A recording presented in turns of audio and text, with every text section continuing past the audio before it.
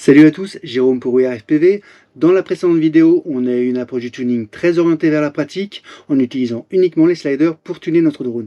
Ça a aussi été l'occasion de vous présenter la démarche du tuning sur le terrain.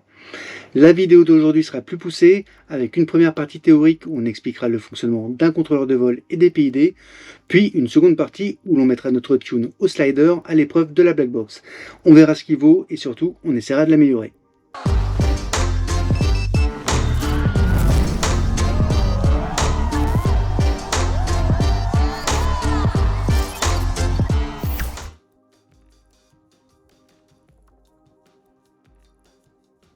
Comprendre le fonctionnement d'un contrôleur de vol va non seulement nous aider à appréhender l'analyse de black box, mais aussi à mieux comprendre la phase de tuning. Cette partie sera très théorique, on va éviter d'utiliser des gros mots ou des formules mathématiques compliquées, le but c'est de rester simple. Si vous êtes débutant, vous allez apprendre pas mal de choses, si vous êtes plus expérimenté, ça peut aussi être intéressant de se rappeler quelques concepts de base. Donc pour expliquer le fonctionnement d'un contrôleur de vol, on va consacrer les 10-15 prochaines minutes à répondre à 3 questions. Quel est le but d'un contrôleur de vol? Comment il s'y prend pour atteindre ce but? Et à quoi sert le tuning? La réponse à la première question est assez simple. Le but du contrôleur de vol, c'est de permettre au drone de suivre la consigne donnée par les sticks le mieux possible. Par exemple, si on pousse le stick du roll pour obtenir une vitesse angulaire de 800 degrés par seconde, l'AFC va faire le nécessaire pour que notre drone atteigne une vitesse angulaire de 800 degrés par seconde le plus efficacement possible. En fait, le firmware exécute une suite de traitements en boucle, plusieurs milliers de fois par seconde, pour en permanence corriger la vitesse angulaire du quad par rapport à la consigne donnée par nos sticks. Pour répondre à cette deuxième question, à savoir comment le contrôleur de vol s'y prend pour que le quad atteigne la consigne le plus rapidement possible, on va zoomer à l'intérieur de la boucle que répète en permanence le firmware de l'AFC, c'est la fameuse boucle PID. Sur cet organigramme simplifié, on peut voir l'ensemble des actions qui vont être exécutées par le contrôleur de vol durant un tour de boucle. Sachant que la fréquence de la boucle PID, c'est quelque chose qu'on règle dans Betaflight, souvent à 4 kHz ou 8 kHz, ce qui représente quand même 8000 tours de boucle en une seconde. Donc 8000 ajustements de la vitesse angulaire du drone sur ces 3 axes en une seconde. Donc comment est-ce que le contrôleur de vol fait pour que le drone colle le plus possible à la consigne? Il commence par récupérer la position des sticks, donc une valeur entre 1000 et 2000, on va dire que par exemple c'est 1700. Cette valeur passe dans nos rates, les rates permettent de convertir la position de nos sticks en vitesse angulaire, donc en degrés par seconde, soit par exemple 802 degrés par seconde dans notre exemple. Ensuite, il y a une phase de filtrage, tout simplement parce qu'à 8000 tours de boucle par seconde, le signal il peut un peu osciller, présenter des petits effets d'escalier, donc ce qu'on veut c'est un signal propre. Donc il y a une petite phase de filtrage à l'issue duquel on récupère donc notre consigne, ou en anglais notre set point, qui correspond à la vitesse angulaire désirée, celle qu'on a demandée via nos sticks. En parallèle, on a le gyro qui mesure la vitesse angulaire du quad sur les 3 axes. Alors, le gyro est sujet à des perturbations, que ce soit des vibrations mécaniques, que ce soit du bruit électronique, donc il passe lui aussi par une phase de filtrage pour obtenir un signal propre et exploitable, et on obtient ici donc la vitesse angulaire réelle, la vitesse mesurée du drone. Donc on a une consigne à 800 degrés par seconde, on a une vitesse angulaire mesurée de 600 degrés par seconde, et donc l'écart entre la vitesse demandée et la vitesse réelle donc, est de 200 degrés par seconde. 800 moins 600, on a un écart de 200 degrés par seconde, et cet écart, c'est ce qu'on appelle l'erreur. Et c'est cette erreur que notre régulateur PID va devoir résoudre en pilotant les moteurs pour faire en sorte que notre drone atteigne le plus rapidement la consigne et que l'erreur soit réduite à 0. Donc en fait on a un signal en sortie du régulateur PID, ce signal est interprété par un mixeur moteur qui va rendre ce signal intelligible pour les ESC qui eux-mêmes vont pouvoir permettre de piloter les moteurs, et les moteurs vont changer la vitesse angulaire du drone. Alors ce graphe il est assez important, il est relativement simple, mais il est assez important parce qu'on le retrouve très souvent dans les outils tuning, donc je vais prendre le temps de le détailler un petit peu. En abscisse on a le temps tout simplement, et en ordonnée on a une vitesse angulaire pour un axe. Donc là on est sur l'exemple du roll, donc c'est une vitesse angulaire en degrés par seconde. Donc on va retrouver ici la consigne de nos sticks qui est à 800 degrés par seconde. On part du principe que sur les quelques millièmes de seconde qu'on voit sur ce graphe, la consigne reste fixe, elle ne bouge pas. Donc on a une consigne ici qui est une droite au final à 800 degrés par seconde. Et en rouge, on a l'évolution de la vitesse angulaire de notre drone au fil du temps. Donc on avait vu qu'au départ, la vitesse angulaire de notre drone était de 600 degrés par seconde, en tout cas au premier tour de boucle qu'on a observé. Et le but du jeu, ça va être de réduire l'erreur entre la consigne et la vitesse angulaire mesurée par le gyro jusqu'à avoir une erreur qui devient nulle. Et à ce moment-là, ça veut dire que notre drone a atteint la consigne. Pourquoi est-ce qu'on prend ce temps ici? Pourquoi est-ce qu'on ne monte pas plus vite? Tout simplement parce que notre système a une certaine inertie, due au moteur, due aux hélices, due à la latence de tout l'électronique, qui fait que physiquement c'est impossible d'atteindre instantanément la consigne. Donc on va avoir une montée progressive. Le but c'est quand même de monter le plus vite possible et le plus proprement possible, donc sans avoir de dépassement ou d'oscillation. Donc c'est ça le but du régulateur PID, c'est d'obtenir une belle montée bien propre comme ça pour rejoindre la consigne. Donc maintenant on va redescendre encore d'un étage, on va regarder ce qui se passe dans le régulateur PID. Un asservissement PID permet à notre drone de suivre la consigne qui lui est donnée via les sticks. On va expliquer le rôle de chaque terme, sachant qu'on a déjà parlé un petit peu lors de la session tuning qu'on a fait dans la vidéo précédente. Si tout n'est pas clair, ne vous inquiétez pas. Juste après, on va visualiser concrètement l'effet de chaque terme grâce à des graphes qui seront sans doute peut-être plus clairs en tout cas que du texte. Donc on va commencer par les P pour proportionnel. Les P, ce qu'ils font, c'est qu'ils vont pousser le drone vers la consigne pour corriger l'erreur à un instant T. Les P sont proportionnels à la taille de l'erreur. Plus l'erreur va être grande, plus les P vont pousser fort pour rejoindre la consigne. Ce qu'il faut savoir aussi, c'est que les P seuls ont tendance à engendrer une erreur statique. Tout simplement, comme ils sont proportionnels, à la fin, quand l'erreur est très faible, les P ne sont plus assez puissants pour pouvoir atteindre la consigne. Alors plus on a de P, moins l'erreur statique sera importante. Par contre, plus on aura d'overshoot. C'est-à-dire que si on a des P très très forts, le drone va être tellement poussé qu'il va dépasser la consigne et faire des petites oscillations. Le terme suivant, ce sont les I pour intégrale. Eux, leur but, c'est de régler justement le problème qu'on a évoqué juste avant, le problème d'erreur statique. Donc les I, ils vont prendre en compte toutes les erreurs précédentes, donc ils vont additionner toutes les erreurs qui sont passées avant. Donc ils font de l'intégration, d'où leur nom, jusqu'à ce que le système atteigne la consigne. Et quand la consigne est atteinte, à ce moment-là, il reset l'erreur, il peut recommencer à en emmagasiner jusqu'à rejoindre à nouveau la consigne. Donc les I permettent de gagner en précision, en compensant l'erreur statique, et aussi à gagner en stabilité. Enfin, les D, pour dériver, eux, ils surveillent l'évolution de l'erreur. C'est-à-dire que quand l'erreur devient très réduite, très faible, ils vont dire « Oh là, attention, on arrive très très vite vers la consigne, il faut absolument freiner, sinon on va dépasser la consigne. » Donc ils jouent un rôle d'amortisseur d'épée pour éviter de passer trop au-dessus de la consigne. Donc le but c'est de réduire, idéalement, annuler complètement le dépassement de consigne. Donc pour résumer, l'objectif d'un asservissement PID, c'est d'avoir un système qui soit aussi réactif que possible grâce au P, aussi précis que possible grâce au I, et sans dépassement grâce au D. On va commencer par visualiser l'effet des P uniquement. On va prendre deux scénarios. Dans le premier, on aura des coefficients élevés appliqués au P. Donc dans ce cas-là, qu'est-ce qui se passe? Notre système, donc notre drone va atteindre très rapidement la consigne, avec une erreur statique relativement faible. Par contre, on va voir qu'il y a beaucoup d'overshoot, donc du dépassement de consigne, qui vont entraîner du rebond et des petites oscillations. A l'inverse, si on n'a pas assez de P, alors on voit qu'on n'a pas de rebond du tout. Par contre, on a une erreur statique qui est assez élevée et on a un quad qui va être très peu réactif, c'est-à-dire qu'il va atteindre la consigne à peu près ici, alors qu'on l'atteignait ici avec des P élevés. Mais nous, on veut le beurre et l'argent du beurre, c'est-à-dire qu'on veut un quad qui soit réactif, donc qui atteint rapidement la consigne, mais sans rebond, sans overshoot et sans erreur statique. Ça tombe bien, les I et les D sont là pour ça. On commence par les I, on voit que quand on rajoute les I, ça permet de corriger l'erreur statique. Donc pour la première courbe, on voit qu'on tombe parfaitement sur la consigne. Pour la deuxième courbe qui manquait de P, on voit qu'il y a une grosse amélioration, mais il aurait fallu mettre encore un peu plus de I pour que cette courbe puisse rejoindre la consigne. Donc on avait nos P, on avait nos I, maintenant on va rajouter les D. Le principe des D, c'est qu'ils vont contrer l'effet des P lorsqu'on va approcher de la consigne. Donc comment est-ce qu'ils fonctionnent? Ils vont regarder l'erreur, Et plus on va s'approcher de la consigne, plus l'erreur va se réduire. Et là, dès qu'on approche vraiment très très près de la consigne, ils vont dire hop hop hop, hop attention, là il faut vraiment ralentir, sinon on va dépasser la consigne. Donc ils contrent l'action d'épée, ils amortissent l'action d'épée, ce qui permet d'annuler ou au moins limiter l'effet de dépassement et de stabiliser plus rapidement le quad sur la consigne. Donc pour répondre à la dernière question, à quoi sert le tuning?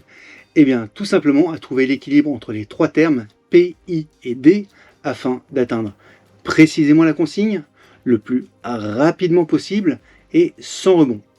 Cet équilibre, il s'ajuste en modifiant donc, des poids ou des coefficients qui s'appliqueront à chaque terme pour chaque axe.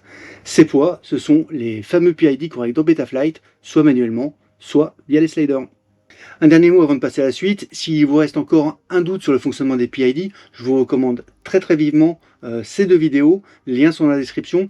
En particulier la première, elle vaut vraiment le détour si vous ne l'avez jamais vue. Ça permet de visualiser en temps réel l'effet des P, des I et des D sur un système simple, sur un seul axe. Donc n'hésitez pas à mettre en pause la vidéo pendant 3 minutes, le temps de regarder ça, ça vaut vraiment le coup. Avant de passer à la black box, on va regarder rapidement le vrai organigramme de Betaflight dans la version 4.2. Celui pour la 4.3 il n'existe pas à ma connaissance, mais ce sera relativement proche. Pas de panique, c'est le même que celui qu'on a vu un peu plus tôt, mais avec plus de détails. Je vous avais dit, ça peut faire un peu peur au premier abord, pourtant vous allez voir, on va retrouver nos petits. Ici on a les P, les I, les D, ici on a la somme des PID, et en fait en gros, tout ça ici c'est notre régulateur PID, dont la sortie part vers le mixeur, et le mixeur part vers les moteurs. Le régulateur PID, en entrée, il prend l'erreur qu'on va vouloir corriger. Et côté input, on retrouve ici le RC commande qui correspond à l'entrée de nos sticks. Ça passe dans les rates, il y a du smoothing, donc du filtrage, et on obtient notre consigne qui permet de calculer notre erreur. Et en parallèle, on a bien notre gyro qui mesure la vitesse angulaire du quad. Les mesures passent dans des filtres gyro. Et là, les filtres gyro qu'on voit là, ça correspond au filtre gyro qu'on a dans la colonne de gauche de l'onglet filtre de Betaflight, et ça part aussi donc vers le calcul de l'erreur. On va s'intéresser maintenant aux petites subtilités qui n'apparaissaient pas dans mon organigramme simplifié. Le signal en sortie des filtres gyro, il part vers l'erreur, et ensuite ça part vers les P et ça part vers les I. Par contre, ça ne part pas vers les D. Alors si vous vous rappelez le tuning qu'on avait fait sur le terrain dans la précédente vidéo, je vous avais expliqué que les dés étaient très sensibles et qu'ils avaient tendance à amplifier les vibrations qui avaient été mal filtrées en amont. Donc en fait ce qui se passe après les filtres gyro, donc ça part bien vers les P et vers les I, par contre pour les dés, ça va partir vers d'autres filtres, donc il y aura une deuxième passe de filtres, et ce sont les filtres d'itermes. Et là, c'est ce qu'on retrouve dans la colonne de droite de l'onglet filtre de Betaflight. Ce sont les filtres d'itermes qui sont appliqués en plus des filtres gyro avant d'aller nourrir les dés, tout simplement. Qu'est-ce qu'on peut voir par exemple d'autre? Ici, on voit qu'on a le TPA, on voit que le TPA dépend du throttle, donc des gaz, et qu'il agit sur les P et sur les D. En fait, ça c'était vrai dans les versions précédentes de Betaflight. Dans les dernières versions, en réalité, par défaut en tout cas, ça n'agit plus que sur les D, c'est-à-dire que plus on est haut dans les gaz, plus l'effet des D va être atténué, donc ça permet d'avoir des valeurs de D plus haut, sans que ça pose problème quand on est dans le haut des gaz. Un autre point intéressant, c'est le feed-forward, on n'en a pas encore parlé, et ce qu'on observe, c'est que le feed-forward, il est pris en compte dans la somme des PID. Donc, en fait, il agit comme un quatrième terme, en plus des P, des I et des D. Et lui, le feed-forward, en fait, il observe l'évolution du setpoint, et s'il détecte un changement rapide, il va booster l'effet des P pour anticiper le mouvement demandé et suivre la consigne d'encore plus près. Voilà comment fonctionne en gros le feed-forward dans Betaflight. On va s'arrêter là, n'hésitez pas, je vous mettrai le lien aussi dans la description si vous voulez regarder un peu plus en détail ce schéma tranquillement. On peut enfin passer à la partie suivante de la vidéo, c'est-à-dire la black box. Alors la black box, c'est quoi? À quoi ça sert? Tout simplement à enregistrer tout ce qui se passe sur le quad. Pourquoi faire? Pour analyser le comportement du quad a posteriori, après le vol. Donc ça va nous permettre de faire des optimisations, de vérifier la qualité de notre tune et aussi de diagnostiquer en cas de problème. Parce que dans la vidéo précédente, on est parti du principe que le quad était sain et qu'il n'y avait aucun problème. Je l'avais vérifié avant, donc j'avais pas eu de surprise. Mais voilà, en vrai, vous pouvez vous retrouver à avoir des problèmes alors que vous avez tout vérifié sur votre quad et pourtant voir que ça vibre pour des raisons un peu inexpliquées. Donc c'est le moment où il va falloir regarder dans la black box pour identifier par exemple un gyro pourri. Voilà, ça arrive pas mal en ce moment. Donc la black box va permettre par exemple d'identifier ce genre de problème. Au passage, tant que j'y suis, en parlant de gyro pourri, il y a deux façons aussi d'être sûr que ça vient bien du gyro. Vous pouvez évidemment remplacer l'AFC si vous en avez une autre, mais une autre astuce va être de pivoter l'AFC à 90 degrés, ce qui va inverser le roll et le pitch. Et là, vous allez refaire des mesures et regarder si votre problème, il a changé d'axe. S'il a changé d'axe, c'est qu'effectivement, vous avez un gyro qui est un peu pourri sur un axe. Et là, il n'y a pas d'autre solution que de le changer. Ou alors, il faut vraiment beaucoup travailler le filtrage, mais on aura un quad qui sera moins réactif. Voilà, c'était une petite parenthèse. Pour analyser une black box, on va avoir besoin de logiciels. On va utiliser Black Box Explorer et Pit Toolbox. On vous met les liens dans la description, on vous laisse les installer, on ne va pas perdre de temps avec ça. Et on va rentrer tout de suite dans le vif du sujet. On va commencer par regarder un vol effectué avec le tune qu'on a obtenu à la fin du tuto tuning de la précédente vidéo. On va regarder avec la black box ce que ça donne, on va l'analyser, on va voir si le tune était plutôt bon ou plutôt pas bon. On va chercher des pistes d'optimisation. On va appliquer des ajustements dans Betaflight et on va retourner faire un vol pour voir ce que ça donne concrètement dans les airs. Et ensuite, évidemment, on repassera à la black box pour voir si les améliorations sont visibles. C'est parti. On retourne sur mon spot des vacances qui me manque beaucoup pour regarder le vol de test que j'ai fait à la fin du tuning pour enregistrer la black box qu'on va analyser juste après. Bon, à l'armement, on voit qu'il est un peu... il sautille un peu, moi c'est simplement la boucle PID qui est démarrée, qui est active. Les dés sont assez élevés, donc ça bouge un peu une fois dans les airs, c'est absolument pas un souci. Sur le prop wash c'était pas mal là, juste avant. Le roll était correct. Le pitch, il y a peut-être un soupçon de rebond quand même sur le pitch. Le roll il est bien. Ouais, sur le pitch il reste un petit truc, c'est vraiment pas méchant, mais il reste un petit quelque chose. Il tient assez bien la consigne, sachant qu'il y avait vraiment pas mal de vent ce jour-là. Pareil, sur le pompage des gaz, hein, c'est très bien, le nez il bouge quasiment pas. Encore quelques petits tests de prop wash.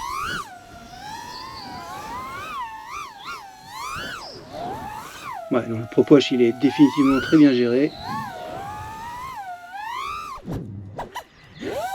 Bon, elle est pas mal. Même le pitch, hein, il est pas trop mal. Sachant que sur ce vol, hein, le feeling il était plutôt bon.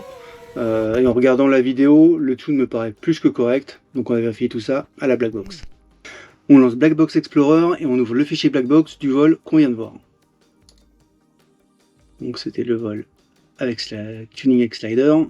La première étape va consister à configurer notre espace de travail pour afficher les données que l'on souhaite analyser.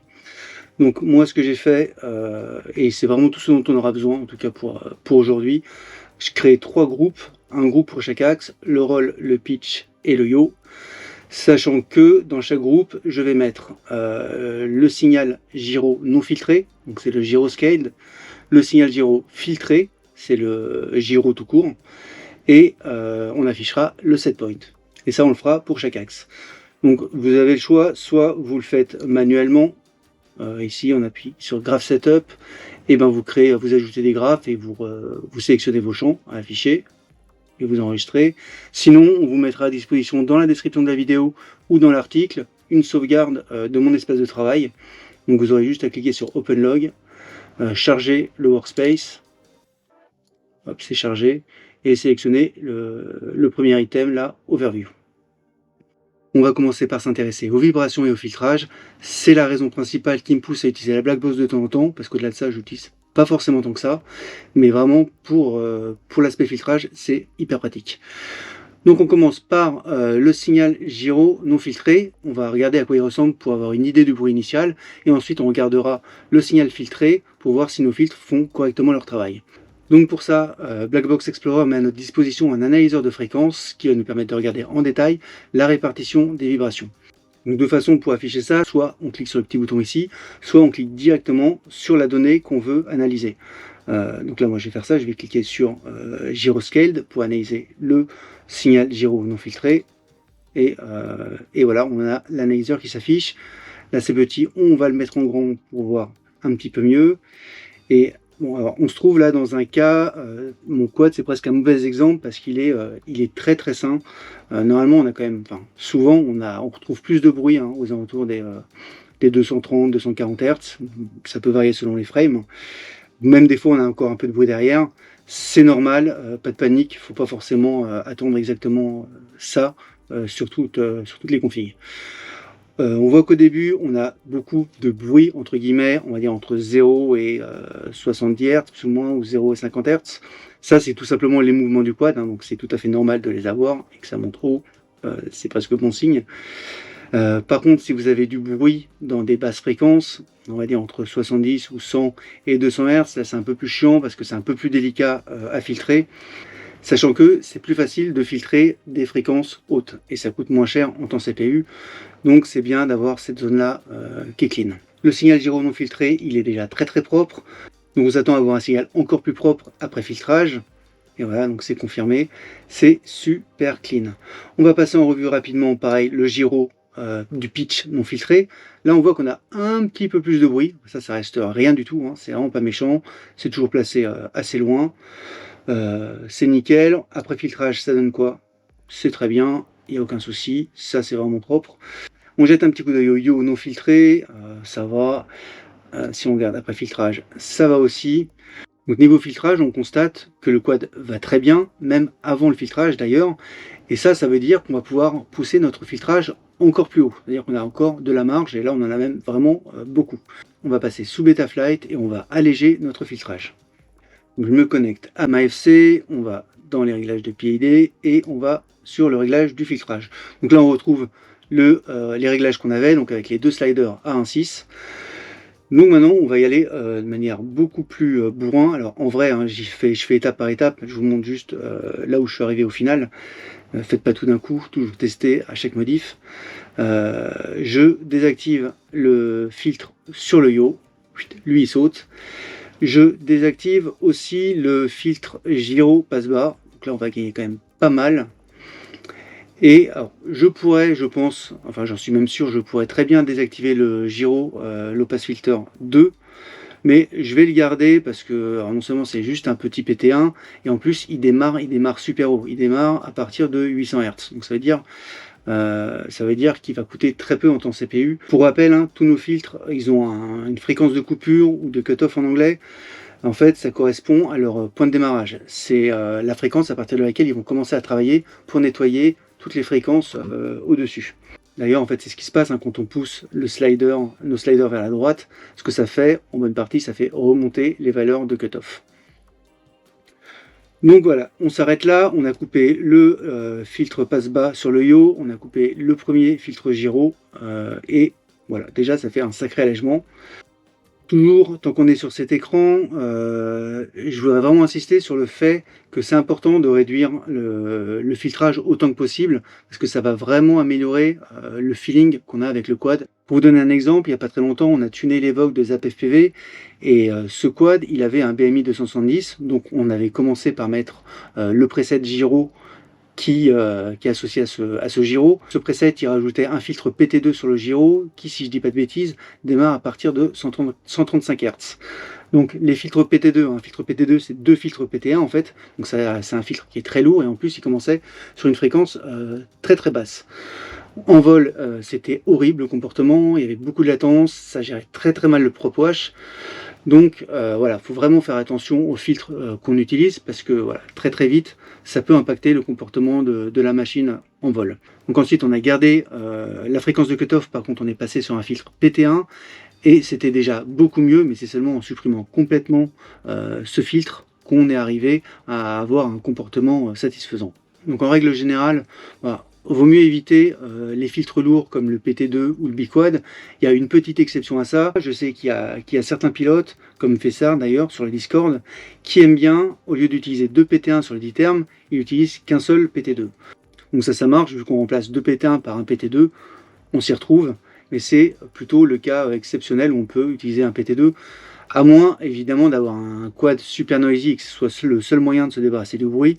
Alors juste un point attention, évitez vraiment maintenant le biquad.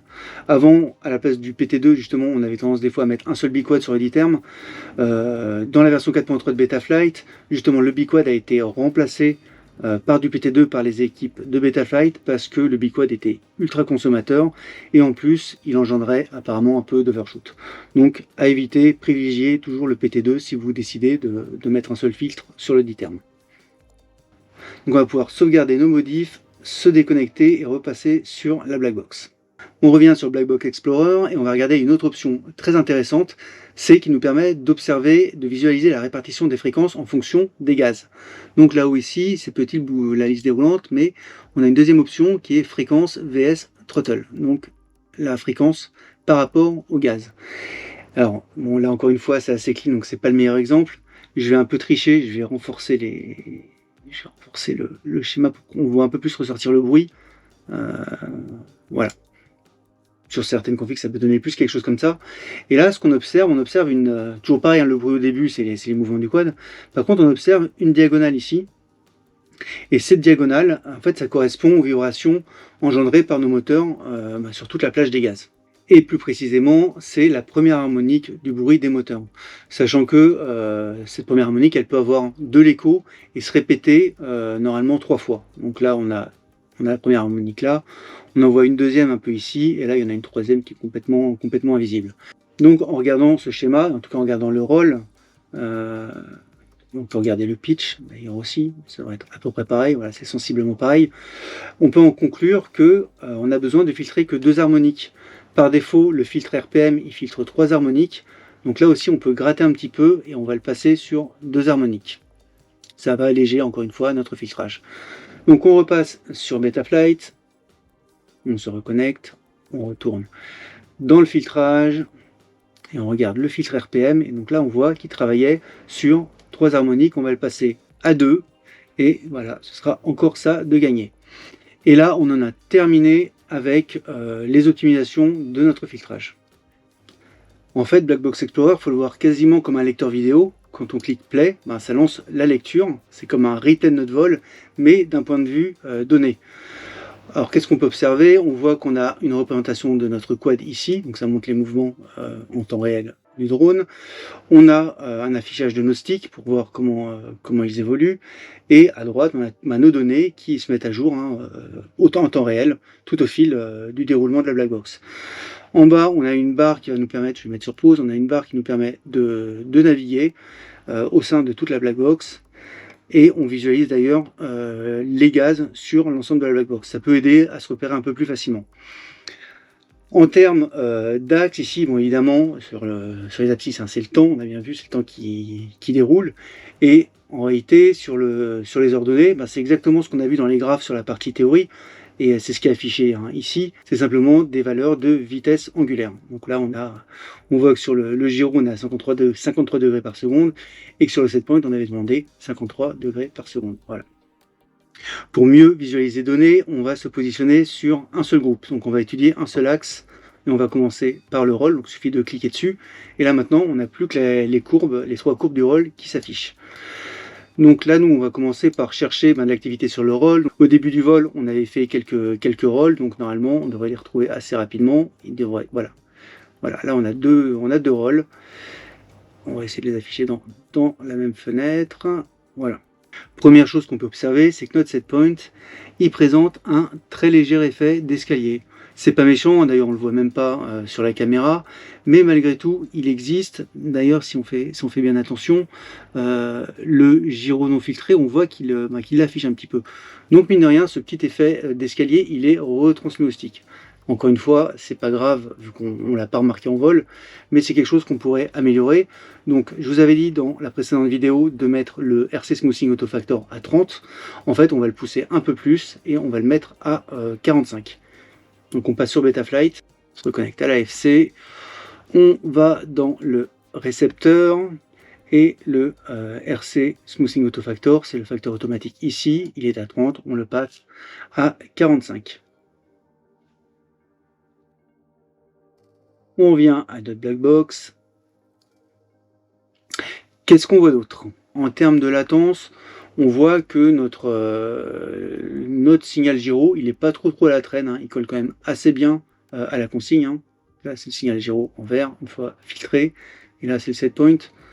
Donc, on voit qu'on est quand même, pas mal. On est assez proche, de la consigne. Si on voulait l'améliorer, on boosterait un peu le feed forward. Ça nous ferait gagner un petit peu en latence. Je suis pas fan des grandes valeurs de feed forward. Donc moi, ce que je vais faire, c'est que je vais le booster juste d'un petit chouïa. On va passer sur Betaflight. Et on va rajouter, donc on va dans l'onglet des PID. Et je vais juste le pousser un tout petit peu. Je vais le mettre à 0,85 et ça fera l'affaire. J'ai pas envie de plus parce qu'après ça me fait des trucs bizarres sur certains mouvements très rapides. On se regarde, hop. Retour à la black box. Alors maintenant, en termes de suivi, on voit qu'on a un petit peu de rebond quand même. Donc là, on est sur le roll, hein. On voit qu'on a un petit peu de rebond. Notre signal gyro, il passe un chouïa au-dessus de la consigne ici. Et quand on redescend, au moment d'arrêter le mouvement, c'est pareil. On a un dépassement ici, un petit dépassement sur le deuxième roll. Sur le deuxième roll, c'est moins flagrant. J'ai peut-être un petit peu plus amorti au stick. Alors si on voit qu'on a un peu de dépassement après, un micro dépassement, c'est vraiment rien du tout, hein. On va regarder ce que ça dit du côté du pitch, si c'est pareil. Donc on zoome sur le pitch, là on va chercher un endroit où on fait des flips, ça va être juste après normalement, voilà. Là on fait des flips et qu'est-ce qu'on voit? Alors l'effet d'escalier on l'a vu, on a rajouté du smoothing déjà. On voit que ça dépasse, on a toujours du dépassement, toujours un petit dépassement ici. Et après sur celui-là pareil, c'est un peu moins flagrant sur le second. Et on a aussi un peu de dépassement quand on revient à 0 degré. Bon, c'est pas grand chose. Face à cette micro problématique, on a deux options. Soit on baisse l'épée pour pousser un petit peu moins, soit on augmente les dés. Alors ça dépend si on a déjà vraiment maximisé les dés ou pas. Dans mon cas, je sais que j'ai encore de la marge, donc ce que je vais faire, c'est que je vais augmenter les dés. Donc on passe sur Betaflight. Onglet PID toujours.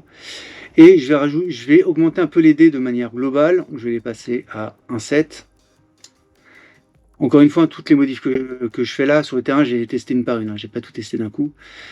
Et je vais même rajouter, vu que sur le pitch, on avait peut-être un tout petit peu plus d'overshoot, de dépassement. Donc je vais rajouter un poil de dés, mais uniquement sur le pitch.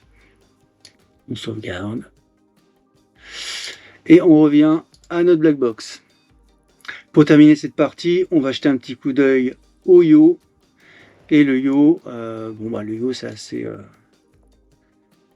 c'est un axe qui a peu d'autorité, hein, donc on n'a pas des gros mouvements de fou. Et globalement, on voit que le set point et le gyro tiennent très bien. Alors de temps en temps, on voit quand même qu'on a des petites merdouilles comme ça. Et si on observe, à chaque fois que ça arrive, c'est quand les gaz sont à 0 ou quasiment à 0. Encore à 0. On va essayer d'en trouver d'autres. Là, ici, par exemple, ça dit quoi? Gaz à 0. On va chercher un ou deux petits exemples. Là, on en a un petit ici aussi. Et gaz à 0. Donc en fait, à chaque fois qu'on a ces petites merdouilles sur le yo, c'est quand les gaz sont à 0. Donc pour corriger ça, ce qu'on pourrait faire, c'est rajouter encore du dynamic idle. On l'avait déjà monté à 30. On pourrait par exemple essayer de le monter à 35. Alors c'est là où justement il faut savoir faire des compromis, parce que plus on monte le dynamic idle, moins on va avoir de temps de suspension, de hang time, la tête en bas. Parce que vu que les moteurs tournent un peu plus vite, donc quand on a la tête en bas, le quad va redescendre un peu plus vite vers le sol. Donc c'est là où la black box, c'est un outil, ça nous donne quelques infos, mais il faut quand même faire les choix qui nous paraissent les plus judicieux pour notre style de vol et qu'on a envie d'avoir. Donc je vais toucher à rien, mon yo, il est très bien comme ça, et on va s'arrêter pour les optimisations faites grâce à la black box. Donc pour récapituler, on a supprimé le filtre sur le yo, on a supprimé le premier filtre gyro. Sur le filtre RPM, on travaille maintenant plus que sur 2 harmoniques au lieu de 3. On a légèrement augmenté le lissage des sticks avec le smoothing autofactor. On a rajouté un petit soupçon de feed forward pour gagner un tout petit peu en latence, même si ça risque d'être dérisoire, on verra par la suite. Et on a augmenté les dés de manière globale pour avoir un peu plus d'amorti et limiter le dépassement. Et on a même rajouté encore un peu plus de dés spécifiquement sur l'axe du pitch qui avait l'air d'avoir un tout petit peu plus d'overshoot, même si c'était très léger. Je le répète encore, mais vraiment, toutes ces modifs, je les ai pas faites tout à la fois, hein, je les ai faites progressivement et je les ai testées étape par étape sur le terrain. Maintenant qu'on a fini nos modifications, on va pouvoir faire un nouveau vol pour voir ce que ça donne dans les airs, et on va aussi enregistrer la black box pour y rejeter un petit coup d'œil juste après. Toutes les bonnes choses ont une fin, les vacances est terminé, donc on revient sur notre spot habituel pour tester les réglages faits grâce à la black box.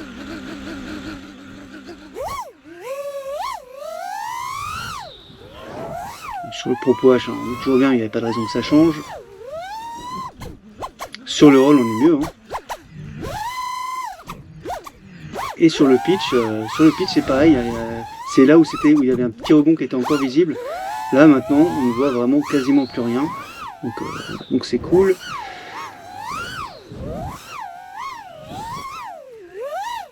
Côté anti-gravity, on n'a rien changé, donc il n'y a pas de raison que le nez se mette à bouger. Tout va toujours bien.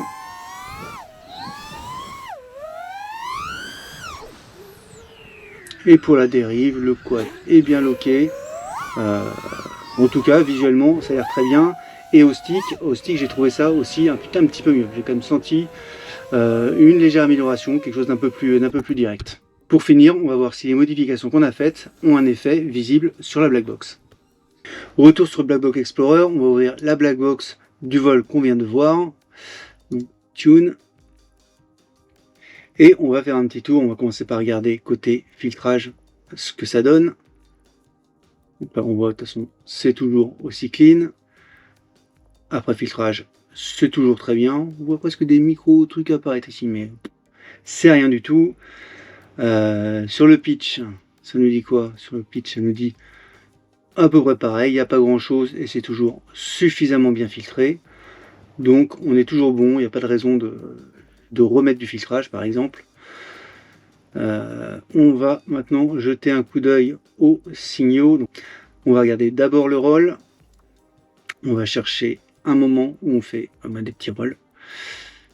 Toujours au début, c'est ce que je fais en premier en général. Donc hop, les voilà. Alors, qu'est-ce qu'on voit du coup? Alors, on voit qu'on a toujours un petit effet d'escalier. Hein. Il est moindre, mais il est toujours présent.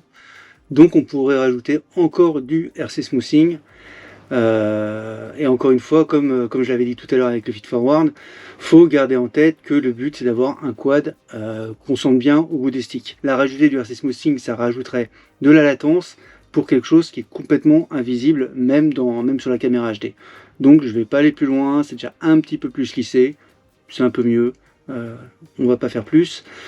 Maintenant, en termes d'overshoot, on voit que ça va quand même beaucoup mieux. Alors il y a toujours des micro-dépassements en haut et en bas, mais c'est complètement négligeable. Mais on n'a plus le truc, le truc un peu bizarre, sale là qu'on avait à la fin des mouvements.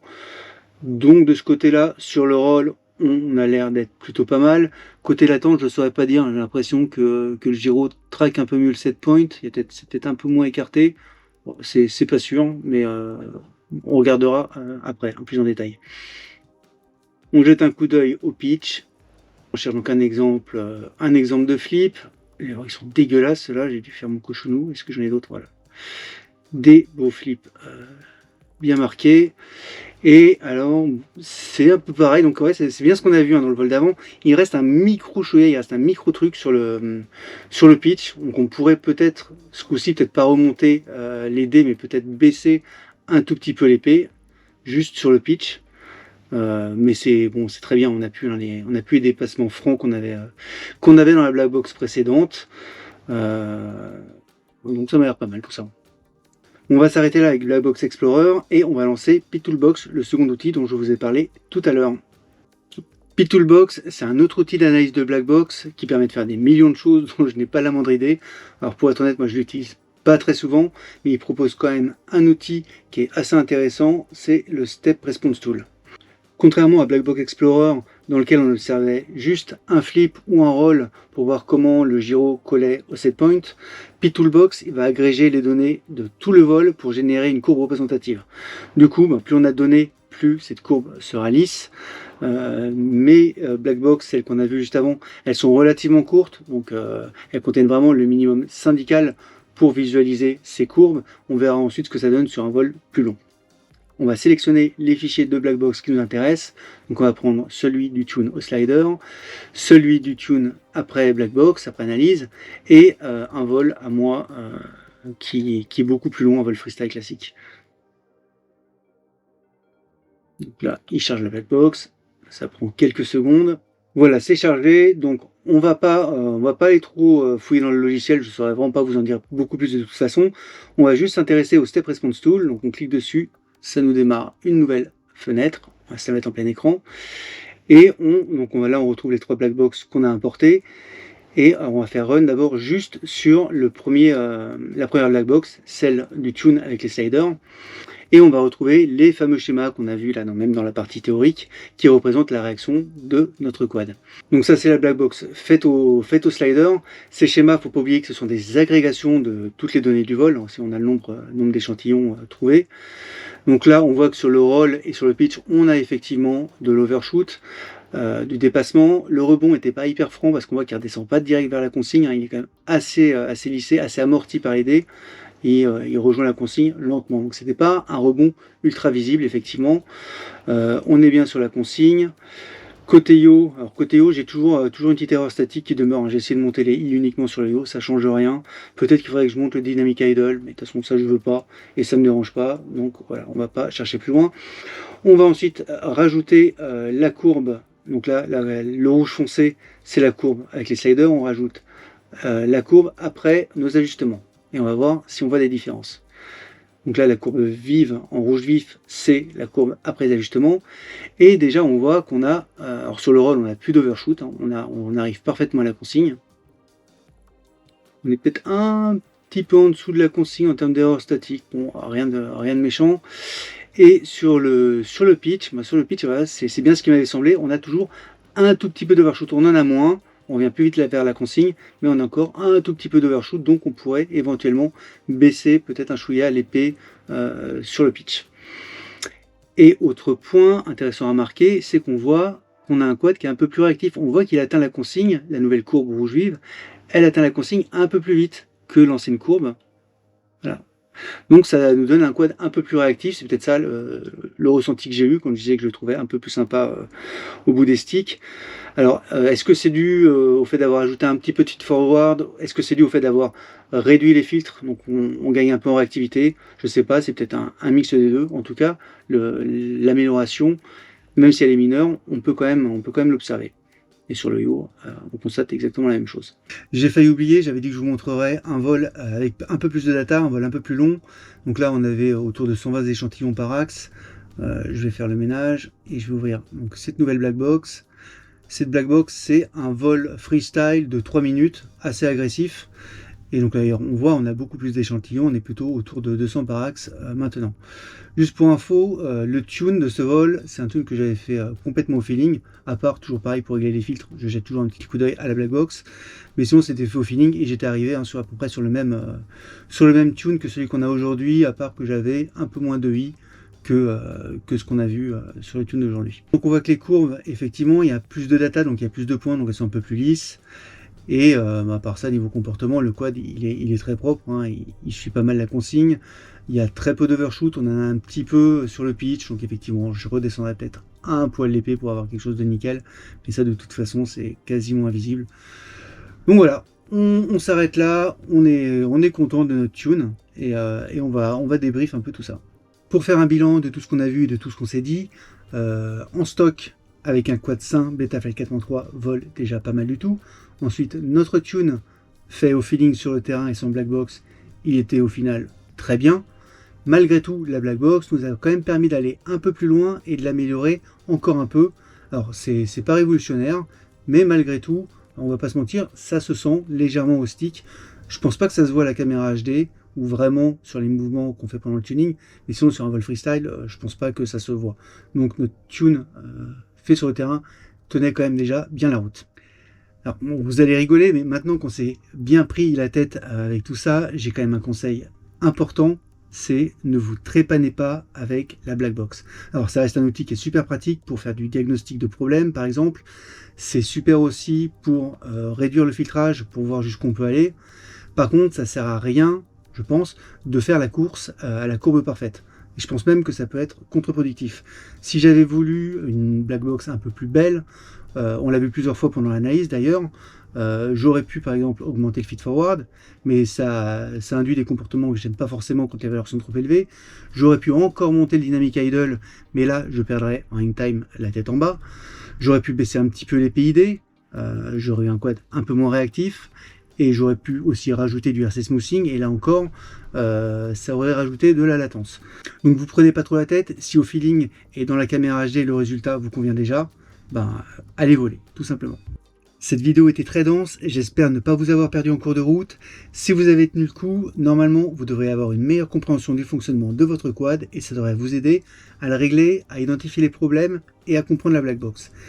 Si vous avez des questions et que vous avez besoin d'aide pour régler vos quads, n'hésitez pas à passer sur le groupe Facebook, sur le forum où un topic est dédié au tuning avec Betaflight 4.3, mais surtout sur le serveur Discord WeAreFPV où vous trouverez un channel dédié au tuning avec des pilotes très réactifs. Merci d'être resté jusqu'au bout, n'hésitez pas à nous laisser un petit pouce bleu, si ce n'est pas déjà le cas, à vous abonner et à activer la cloche pour être prévenu des prochaines vidéos. C'était Jérôme pour WeAreFPV.